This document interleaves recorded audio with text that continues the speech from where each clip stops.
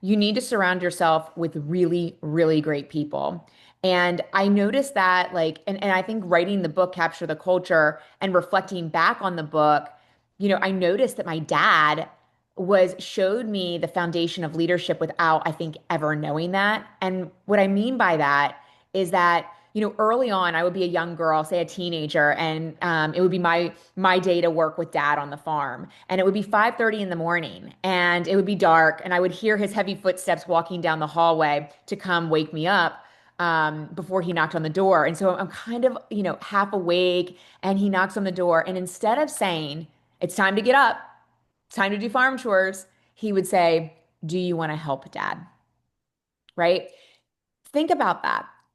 Even as a boss, even as a manager, it's how you do the ask, how you do the invitation that matters most because it changes perspective, right? So, of course, like, what do you say? Like, do you want to help dad? Of course, I want to help my dad, right? Of course.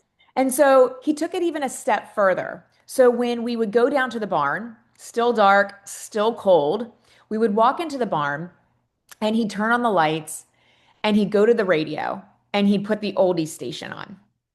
And he'd put out his hand and we would do the jitterbug in the aisle of the barn before we ever started. Well, what did that do? That changed up the momentum.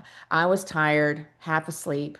It's cold. I'm not wanting to do, probably be there because half my friends are sleeping in until probably 10 or 11 o'clock and then they're going to go out and hang out and I'm doing farm chores, right?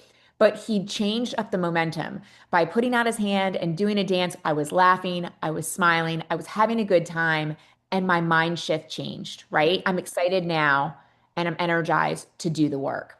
And so, reflecting back on the book of Capture the Culture, it is the culture that you create, right?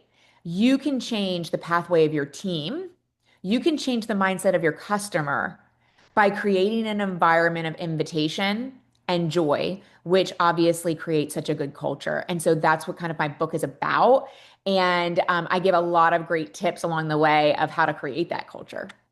That sounds awesome. I mean, that mentality of starting the day off like excited and having fun is something that works very well in some other cultures as well. Like I believe Japan, they bring their employees up to the rooftop and they run and dance and they do little things and stuff like that before they even get started. And I that's something love you've that. implemented. I never knew that. That's amazing to know. So yeah, he absolutely had a Japanese technique and I never even knew it. That is incredible. Was there any point in time where you really did not want to go? I mean, like as kids, there's always that, oh, just let me sleep in. And even though if they say, hey, would you like to help dad? Would you like to help mom? Whatever it is, you still like, oh, come on, just let me sleep in. Like, let me be like a kid like everybody else. How did you overcome that? I never did. I never did. Wow. Not in terms of like, I might have felt like I was tired and I wish I could sleep in. But when somebody asks you for help, I think it's different than telling you. Mhm. Asking is different than telling you. And I am an advisor to this day, right? And people are seeking help. I mean, there's only so many minutes in the day, so many hours in the day. But like if somebody calls me and they ask me for help and I'm driving down the road, I'm going to take the 5 minutes to listen to them and try to help them the best I can in between my appointments. And that's just the type of person that I am, whether it's a client, whether it's a fellow colleague that has a thing. I think that helping somebody, we're in a service industry, and I believe that everything that you put out comes back to you tenfold. Mhm. And that has been kind of my secret thing. And so are there natural things in the course of the day, that maybe were harder things?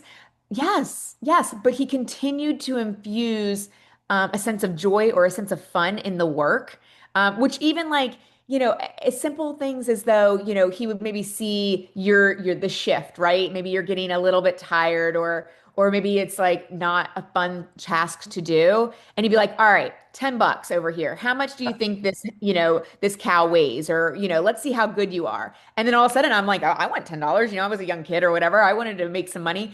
And so it changes the shift. And so if you as a leader change that shift, that momentum in the workday, you can make sure that the results are 10x.